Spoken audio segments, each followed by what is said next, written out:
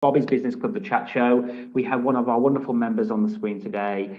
His name is Peter Ray. He's one of the owners of Boomering Inc. They are a outsourced company based in the Philippines. He's going to tell us more about what you can do by outsourcing your workload, which I'm about to do. I'm so excited to do this. But Peter, you're a great networker. I love having you around our network, and you bring so much value to us. The floor is yours, my friend. We'd love to learn more. Okay, well, thank you very much indeed. And thanks very much for the opportunity, Bobby, for letting me present today. So rather than telling you all about Boomering, I thought I'd help Bobby a little bit here as well, because Bobby, like he said, is using us to get himself a team member, an offshore team member. So I'd like to share with you some tips about how to manage your remote staff. Whether they're in an office or spread around town, because we are experts at managing remote teams. So I think it's useful if we pass some of these hints and tips off to you guys. So remote working has become accepted as we've reacted to the pandemic. Okay, so more people have gone working from home.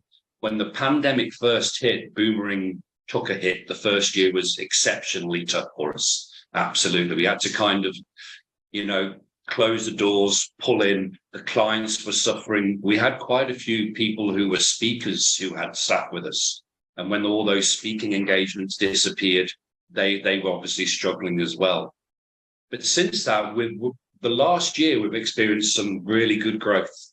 And I think that's due to the fact because remote working has become acceptable now.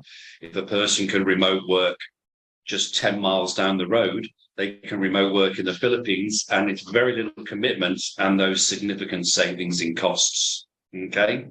So offshoring has become an essential strategy for some businesses. Okay. However, to get the most out of it, you must first learn how to effectively manage your team. Okay. Unfortunately, some business owners never address the different strategies needed for managing remote staff, and subsequently give up on offshoring without ever reaping the benefits it has to offer. By incorporating the following best practices for managing remote workers, you'll be giving your business the chance to flourish with outsourced staff. So here, I'd just like to talk about the difference between offshoring and outsourcing. So outsourcing, that's more to do with, imagine what the credit card, you call the credit card company and you end up speaking to someone in India or Bangladesh. Okay. What the credit card company has just done there is they've outsourced their call center department. Okay. So they've outsourced it all to a company in India. And now the Indian company will effectively manage that department on their behalf. And all the credit card company is interested in is results. So the Indian company will hire staff, they'll train the staff according to what you want them to do, and they'll manage the staff. And you'll just get an invoice and a daily or a weekly reporting on how they're doing. With our model, about 20% of our company is outsourcing at the moment. The other 80% is offshoring. Now, the big difference between the two here with offshoring, it's all about the client. You manage your staff. Okay. So we work with you to find a project outline. We then define a job description. Now it's up to you. We have a bunch of standard job descriptions, but we'll send you one of those. We want you to tear it apart, build it back up, and give us a really good idea of the person you're looking for. And not just their skills and experience, but what kind of a person, what their characters are, We will then go out into the market and start sourcing candidates. You get to review the CVs and you watch their videos. You decide who you want to interview. You do the interview. We'll always have a member of our team in the interview with you, just so we can listen to you do the interview and get a better idea of what you're looking for. So in case we've got it wrong, we can qualify better candidates for you. And then when you've decided what you want, you go ahead and work with that person. Okay. So here, Bobby, probably familiar with this, is our 12-step program to finding and onboarding a team member. Okay, so you can see there I talked about the project outline and the job description, step number 1. Step 2, the account opening form, that's when you give us your information. Okay, so we can accurately do invoicing for you. Here, we look at the service agreement and start candidate pooling. You sign the service agreement, we start recommending candidates. You choose your candidate, you agree the salary, you offer the job, and then the client onboarding pass form circulated. Okay, and then you can see here, step 10, issue invoice. So all this previous work we're doing on your behalf to help you find that team member, that's what we mean by zero commitment. At any stage during those first 10 steps, if you're not happy, shake hands and walk away. No problem at all. Okay, it's not until you get that issue invoice that you actually start paying, and then you start using your staff member. Step 11, we settle the invoice, and then you get the employee's start date. And then they just start working. What do? Well, we just take care of them. We make sure their payroll is paid. We make sure they have a laptop and another monitor if they're working from home. We make sure their fiber is at the right, it has to be a minimum of 15 megabytes per second. We also, when we deploy the equipment, we give them a little Wi-Fi box. Okay, so if they lose their fiber, they do have a backup they can use. And yeah, we just take care of everything else for them, so you can work directly with your staff member. And every month you'll get a call from your business development manager checking in with you, making sure you're okay, if you've got any problems or issues, and they'll also check in with the team member as well. We're very proud of our philosophy here with Boomering, that our BDMs are what we call cradle to grave. So the person you start this process with, you will keep them even when your team member starts working with you. And this makes it accountable. Our BDMs can't promise you the earth and then not deliver on that promise. So they promise you what they have to deliver. Okay, and that's our cradle to grave philosophy. We won't pass you around from departments. You've always got one clear, precise point of contact.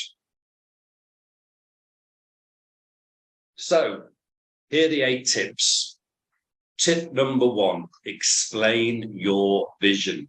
Okay, it's not only the job role you want them to deliver on, but it's also you need to explain your company's background, your core values, your mission statement.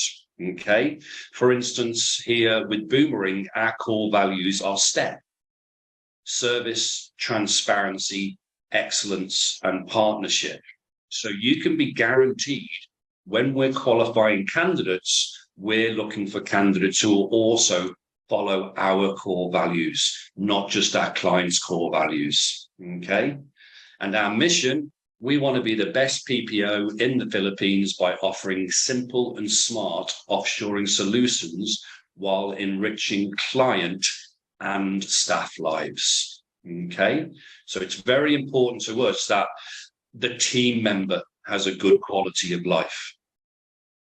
Regarding our transparency, our invoicing is a 2-part process. So the top part of the invoice, you'll see your member of staff's wage, and then the breakdown, all the 9 different payments we have to make to the government to fulfill their contract of employment. And then you'll get a total at the end of that. Okay. The bottom part of the invoice is the Boomering offshore fee. And that is a flat fee. It doesn't matter how much your team member is getting paid. It's a flat offshore fee. We love this because it means we don't have any skin in the game. Okay, so we don't mark up, we don't make money off your team member, and that gives us the opportunity to look after both people, the client and the team member. Okay, communicate regularly. All right, checking in regularly, include team meetings, ensure they are part of the regular process, and make it structured as well. Okay, here within Boomering, we operate EOS. entrepreneurial operating system. And it's a great system because it doesn't just listen, it listens with intent. So every week at the same time, our management team have a team meeting, and it's immutable, it's written in stone. And then each department during the week will have their own weekly meeting as well. Okay. And we have a website where we run these meetings through, and everyone in that team has access to the website. So if they have an issue, they can put an issue in ready for the meeting, and that issue will be brought up. And we call it IDS, issue, discuss, solve. Okay. So everyone gets a voice, but everyone also gets to be listened to intently. So it's very important that your offshore team is put together with your onshore team and you communicate regularly with them. Prioritize video conferencing, okay? Obviously, you're going to have things like Skype maybe, where you'll be SMSing backwards and forwards, you'll be sending emails backwards and forwards, you'll be on phone calls with them, but do try and get a video call in, and a team video call as well. It's always much nicer when you're looking someone in the face. I know face-to-face is the best way for collaboration, but this is the closest second we've got. And seeing someone's face, seeing them smile, seeing them nod their head, making sure they're not looking up at the ceiling or down at their shoes, but are actually engaged in the meeting and enjoying themselves, okay? So you've got Zoom, you've got Google Hangouts, you've got Microsoft Teams, Gatherly. I didn't get a chance to go to that this week, but I've watched the videos and that looks pretty amazing. Gatherly does for hosting networking. So I'm looking forward to trying that in the future. Okay. Number 4, use project management tools and software. Okay, there are loads of these around there. So there's plenty of options for anyone who wants to successfully manage working time, and also accountability and progress. Okay, so the functions, whichever one you choose, it should be able to plan, track completion and progress of different options. I forgot the word. Help me out here a second, Bob. What's the word I'm thinking of? So, projects. What's going on? Projects. Okay. And scheduling and allocating that time for communication and collaboration. Okay. Accountability. Within Boomering ourselves, we have a system in place called Time Doctor. And Time Doctor effectively sits on a person's laptop and monitors what they're doing. Okay, so it'll look at the different processes they're using, the different softwares they've got open, and it can actually also take a screenshot every minute during their working day. Okay, so if at any stage you're worried that they might not be working or doing what they're supposed to be doing, we can actually access this, or you can access this, and you can see what your team member's doing. Does this stress the team member? Not particularly, because we let them know we're not going to be monitoring them every minute of the day. We've got better things to do. Okay, we've employed the team member to help me, not to give me more work monitoring them. However, it does create accountability with your team member. So they're promised to do things, they know they're being watched, so they're more likely to be accountable and follow through on those things. And then working from home, we do have a software that will do noise cancelling. So if you don't want to hear dogs barking or chickens squawking in the background, we can turn that software on, and it's just like they're in the office, nice and quiet. Set clear expectations, okay? So assume, we all know that one. You never assume, because it makes an ass out of you and me. Give realistic deadlines instead of don't just say, oh, as soon as possible, whenever you can. Have that video conference, discuss the project, come up with a proper, reasonable deadline and how you want them to commit their time. Okay? Getting commitment and accountability, you don't want a yes person. Yes, boss, I'm on it. Yes, boss, I'm on it. And then they're not doing anything. Okay. Ideally, you want a team member who works with you and is prepared for a bit of pushback and providing opinion. Okay. When you first get your team member, your life will not get easier instantly. It will get harder to start with if you're doing it correctly. But if you train that person properly, within 2 to 3 months, you're going to start seeing that huge drop-off rate in work. Number 6, get them involved. If you're having a team meeting, please make sure to include your offshore staff as well. This month, Boomering are having their half-yearly get-together. We were going to do it in person, but things are getting a bit dodgy with COVID. Okay, and the government are getting a little bit antsy here in the Philippines. So we're actually hosting that on Zoom instead. We're going to do like a remote half-annual party. And that's where all the team members get together. We have a load of fun. We have a load of prizes, and we do a load of little competitions and get everyone involved, okay? So it's all about making them feel they're part of something. Your team member will be more engaged the more you engage them, okay? And encourage them, again, to contribute ideas and trust them to try something new. You want them to develop. You don't want them to stagnate. And you'll be amazed at what they can do for you. Avoid micromanagement, all right? So although regular communications are essential, if you're watching everything they do, then you are micromanaging. This can often bring more harm than good. It also implies you don't have there's a level of mistrust there, all right? Excuse me. The key here is to focus on the results and not the activities. There's more than one way to skin a fish, okay? I learned when I was a scuba diving instructor that we had performance requirements we wanted the student to meet, okay? One performance requirement would be remove your mask, breathe for 1 minute without wearing the mask, and then put the mask back on. And there's 3, 4, 5, 6 different ways that can be achieved using different processes. I don't care which one they use.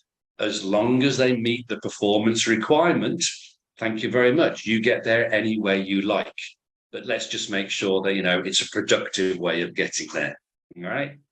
Please remember that you hired them because you believed in them. All right. So after you train them, let them get on with it. Trust your staff to deliver, but always, always be the lifeline there if they need help.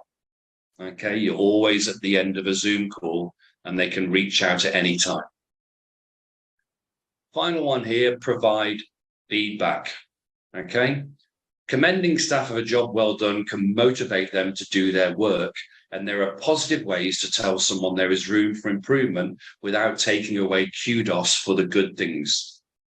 Carefully explaining which parts of project or assignment needs improvement shows them the how and encourages them to do it better next time. They learn, okay? So you can constructively criticize people and help with the engagement and making things better. And please don't forget as well, if they've done an amazing job and you've got nothing to criticize, tell them what a spanking great job they did. They're going to love to hear it. Final thoughts here.